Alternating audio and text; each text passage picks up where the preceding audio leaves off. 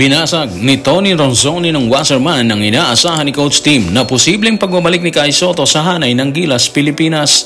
Inilantad naman ni Jericho Cruz ng SMB na kasalukuyan ding nasa hanay ng Guam ang tsansa ng kanilang grupo kapag nakaharap ang Gilas sa qualifiers. Ilang netizen sinabing wala dapat paborito si Coach Tim sa hanay ng Gilas, Pilipinas. Sigaw nila, alisin ang hindi nagpe-perform sa kasalukuyang hanay. Tutukan po natin ang lahat ng yan. Pero bago yan mga ka-playoffs, ibibigay po natin ang isang Nike shoes na to sa maswerteng subscriber po natin. Paano sumali? Siguro i-follow nyo lang po at i-like ang post ko sa TikTok account na to.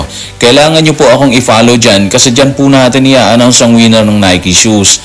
Ayan po siya at ilalagay din po natin ang link sa comment section. Simula po ngayon, i-announce po natin ang winner sa June 16. Kita-kits po tayo dyan. Base sa inilabas na report, binasag ni Tony Ronzoni ng Wasserman ang pahayag at posibleng inaasahan ni Coach Tim na babalik si Kai Sotto sa Oktubre ngayong taon. Matatanda ang sinabi ni Coach Tim na kayang manalo ng Gilas sa alinmang koponan na makakaharap sa World Cup qualifiers kasabay ng pahayag ng pagbabalik ni Kai Sotto sa Oktubre. Narito ang pahayag ni Tony Ronzoni. Tutukan natin si Homer Saison sa kanyang report sa Spin. Gusto din nating lahat yan pero ang inaasahan ni Coach Tim ay mabilis na pinabulaanan ni Tony Ronzoni.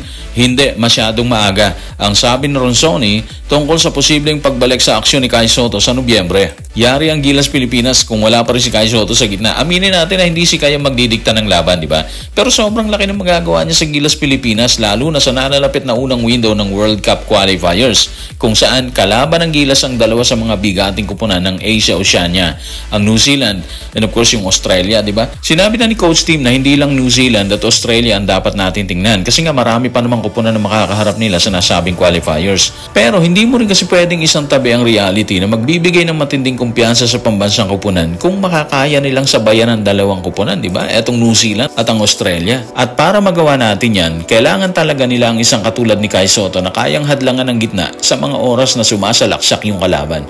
Problema, base sa pahayag ni Tony Ronzoni, mukhang mabubokya yung Gilas sa inaasahan nila ngayong Oktubre, di ba?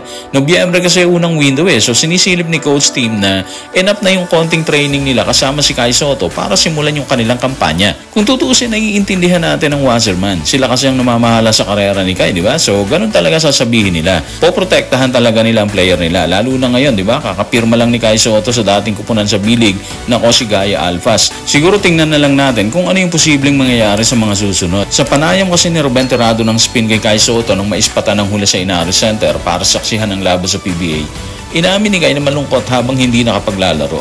Dito sinabi din niya na mag-aapat na buwan na siya mula nang maoperahan sa kanyang injury. Base naman sa research na ginawa natin, nagre-recover ng isang player na may ganong injury, yung ACL, sa loob ng 6 to 12 months.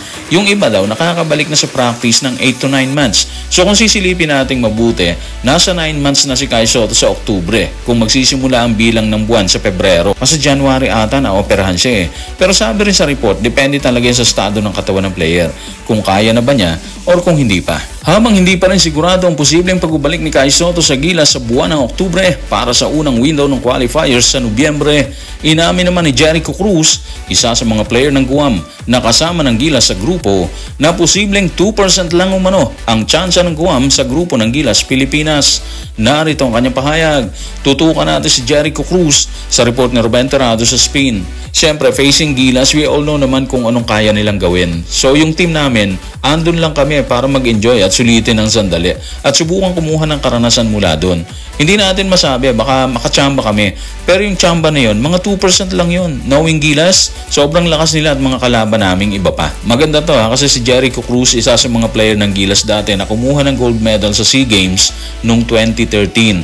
Tapos yung mga kasama niya sa SMB na sina Junmar at CJ Perez, makakalaban din niya dito sa World Cup qualifiers. Anyway, at least honest naman siya na magiging mabigat ang laban ng Guam sa Australia, New Zealand, and of course sa Gilas, Pilipinas. Siguro i-chapwera muna natin ng NC at saka OC, di ba? Dito na lang tayo sa Gilas muna mag-focus dun sa sinabi ni Jericho Cruz. Sinasalamin niya siguro yung upset na tinala ng Gilas versus Latvia and of course sa New Zealand. Tingin niya din siguro na kapag kumpleto ang grupo ni Coach Tim, mahihirapan talaga ang ibang team. Wala tayong kilala sa grupo ng Guam pero hangad din natin ang isang magandang makbakan mula sa kanila kalaban ng Gilas, Pilipinas. Pero kung tutusin, mas nakakatakot yung mga ganitong team Yung walang inaasahan, di ba? Maglalaro lang sila kung ano yung kaya nila. Hindi katulad ng iba na maglalaro sila base sa inaasahan nila sa mga sarili nila sa magiging resulta ng kampanya. Ibig sabihin, walang pressure sa balikat ng Guam. Kung walang inaasahan ng Guam sa papalapit na qualifiers, ginigit naman ngayon ng ilan nating mga kababayan na hindi dapat magkaroon ng favoritism sa hanay ng Gilas Pilipinas. Ayon sa kanila, piliin ang pinakamagaling kung magpapalit ng players. Narito ang pahayag ni Anonymous. Tutukan natin si Anonymous sa comment section ng isa sa mga video na na-post natin sa Playoffs YouTube channel. Dapat walang favoritism pagdating sa paghawak ng mga player. Piliin na lang kamo pinaka-the best kung kailangan magpalit. Palitan na yung display lang at hindi dapat. Well, sa ngayon mga ka-playoffs, wala atang plano magpalit ng player ang Gilas Pilipinas. Hindi nila ata gagawin ngayon yan. Gusto kasi nila yung chemistry hindi nawawala. Kung magpapalit sila ngayon, base na rin sa mga pahayag nila dati pa, burado yung chemistry nila, di ba? Pero tama naman si Anonymous dun eh. Dapat walang favoritism. Hindi naman natin sinabi na meron. Siguro sinasabi niya dito is yung rotation ng players. Konti lang kasi ang ginagamit sa bakbakan eh. So hinala niya siguro na napapaboran ng iilang player. Para naman sa akin, diskarte ni Coach Tim Cone yun eh. So ibigay na lang muna natin sa kanila yan. Sa ayaw at sa gusto natin kasi siya yung masusunod doon. Alam ng lahat ng kasama niya sa hanay yan. At tingin ko, naiintindihan naman nila ang lahat ng plano ni Coach Tim. Ulitin natin, 4 years ang programa ng Gilas. So sabi nga nila, trust the process. Tiwala lang, di ba? Kusa silang bibitaw dyan kung hindi na nila kaya. Kung sa tingin nila, wala na silang magagawa para sa pambansang kupunan. So guys, maraming salamat.